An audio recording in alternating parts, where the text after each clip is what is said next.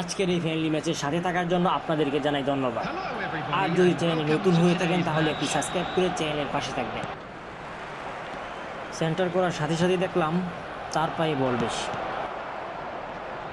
তখন আমি তার পা থেকে বল নেওয়ার জন্য আমি ইচ্ছে করে একটি ফাউল করি, যেই ফাউলে আমার সর্বোচ্চ ভালো ম্যান এবং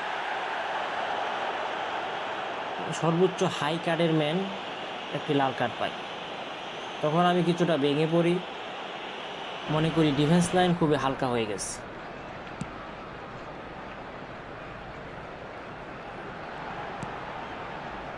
কিন্তু প্রথম রাউন্ডে আমি যে গোলটা খাই, ওই গোলটার জন্য আমি মোটেও প্রস্তুত ছিলাম না।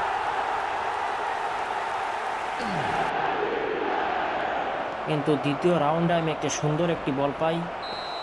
খুবই জঘন্য ফাউলের কারণে আমি গোলকিতে মারতে পারি নাই বলটি। তখন আমি একটা প্লান্টিক পাই। ওই প্লান্টিকটা পাওয়াতে আমি খুবই খুশি হই যে এবার মনে হয় সমতায় আসতে পারে। কিন্তু সেই প্লান্টিকটা আমি মিস করি, বাম দিক দিয়ে মারি, ভিডিওটাই আর দিলাম না। তারপর লামিন ইয়ামালের সুন্দর একটি বল পাই, সে সুন্দর একটি ফিনিশিং দেয়। সেই লামিন ইয়ামালের পায়ে থেকে গোল করা সেই গোল দিয়ে আমরা সমতায় আসলাম।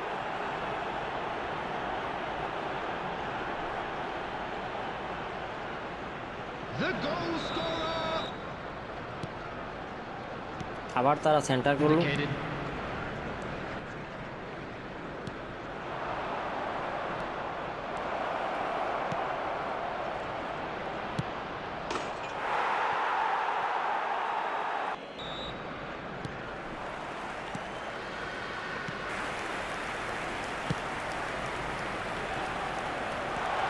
আমরা এক গোলে এগিয়ে থাকি, কিন্তু তার কিছুক্ষণের মধ্যে তারা এক গোল দিয়ে সমতায় চলে আসে।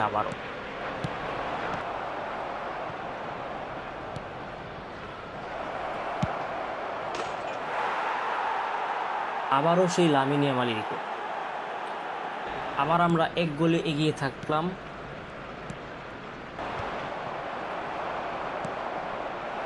আজকের এই ফ্রেন্ডলি ম্যাচের মূল উদ্দেশ্যই ছিল ব্রাজিলিয়ান কাকাকে দিয়ে একটি গোল করানো, কিন্তু তা সম্ভব হয় নাই।